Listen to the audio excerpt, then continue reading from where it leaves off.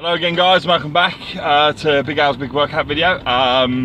Today is really discussing the topic of how I'm altering my training as I go along.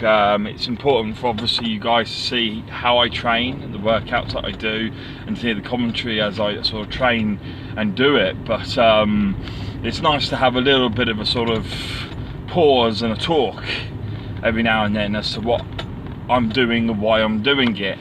One of the things you'll notice is in the latest Big Al's Big Week, which may or may not be available at the moment just because of editing things, but it'll be Big Al's Week 4.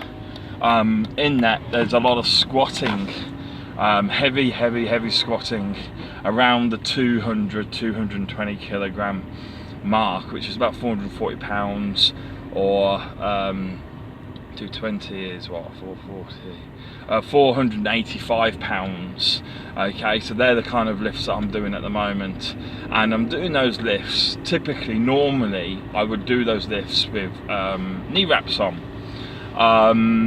I do use knee wraps because they essentially act as an extra layer of ligaments around whatever the joint you put them around, obviously in this case the knees, but you can get elbow wraps and wrist wraps and things like that, and they help protect the joint as well as strengthen it, and they obviously can give you that little boost of strength also. I mean, you can get sometimes good 10-20 kilos out extra on your lift if you know how to use the wraps properly and you decide to use them properly. Now, I don't put them on competitively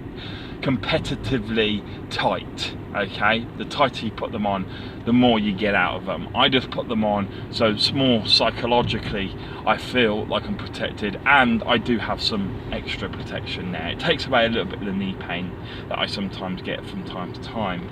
But the last week or 2 weeks I've been training a lot more, as I say, on my 1 rep maxes without knee wraps, without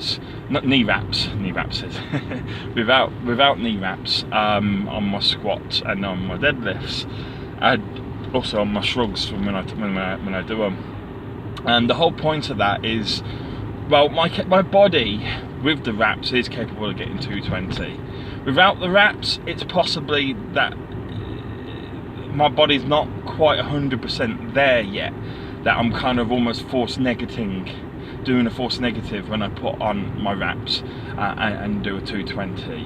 It could be that, and as a result, what I want to use the wraps to get me up to a weight that perhaps I can't otherwise do without them, and then suddenly take them away and force my body to adapt and to respond to what is not an increase in weight. I'm still lifting the same weights, but an increase in intensity in the workout, or within that particular lift. And so as a result, whenever you shock the muscles, I mean, if any of you have read Arnold Schwarzenegger's Encyclopedia of Modern Bodybuilding, you'll understand, and you will have read it about 1,000 times, how important it is to shock the muscles into growth. Okay, you have to keep shocking the muscles, changing things round, because otherwise what happens is your body will adjust eventually to whatever you're doing, and when it adjusts, it acclimatizes and it becomes relatively easy. But unless you do something like increase the rate, increase the reps, or increase the difficulty of it, i.e. by removing the wraps or something like that, then your body will never go beyond where it currently is. Its potential will have been reached, and so you need to continuously shock the muscles. And it's not just increasing the reps and increasing the weight. You need to be able to do it also by alternative methods, like I've just discussed, regards taking off knee wraps and stuff like that, and changing the exercises, doing different things, cycling by doing, remember when I say cycling, I mean cycling by going onto light, medium and heavy phases. So you do 3 months of light weights, 3 months of medium weights, 3 months of heavy weights, things like this, right? This is what I'm talking about. And so if any of you guys have been watching Big Al's Big Workout, you know, a lot, or since the beginning, you'll understand that I'm a cyclical trainer. I train normally a few months, as I say, of light weights. I do a few months then of medium weights and a few months of heavy weights, and as the weights get heavier, the reps tend to go down for obvious reasons. And then I go from heavy then straight back to light.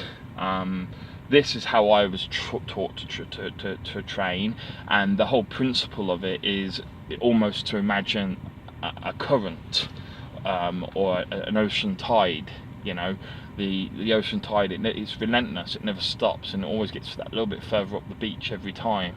It wears away at the cliff face, all the rest of it, and it does it not by smashing into the cliff face or onto the beach in one big, walloping wave.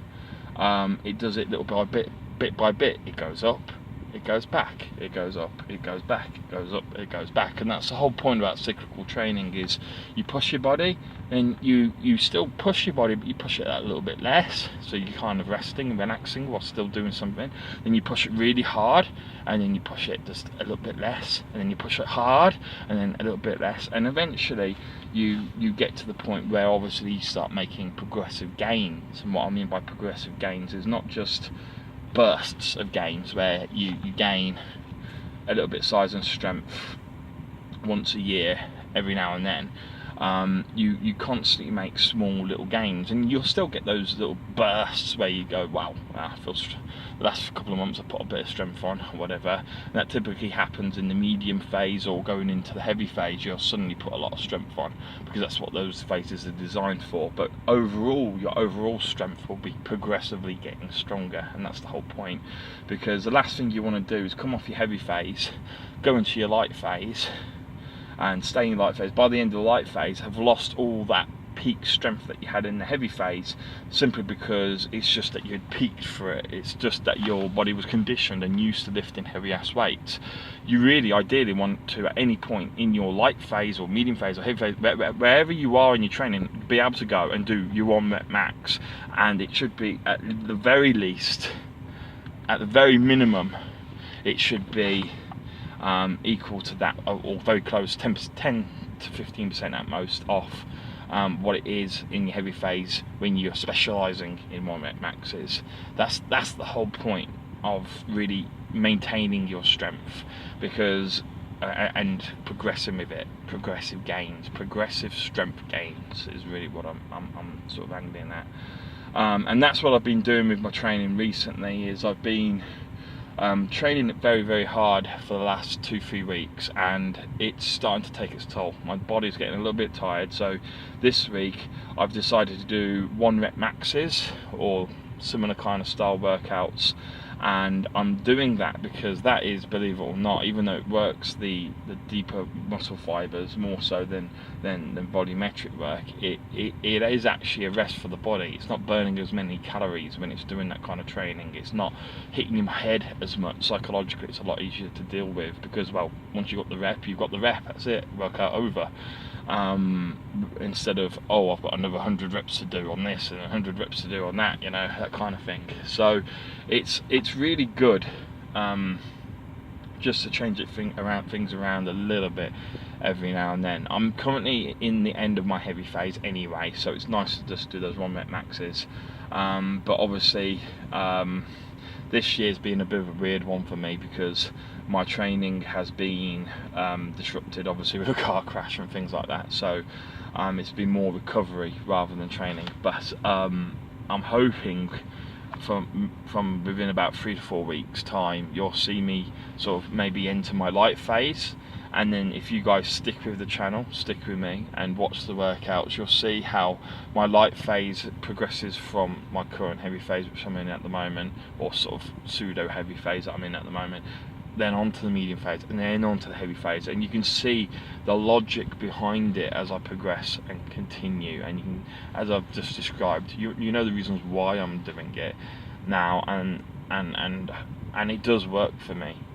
I've gained a lot of size and a lot of strength over the years doing this, so it's something that I continue to do.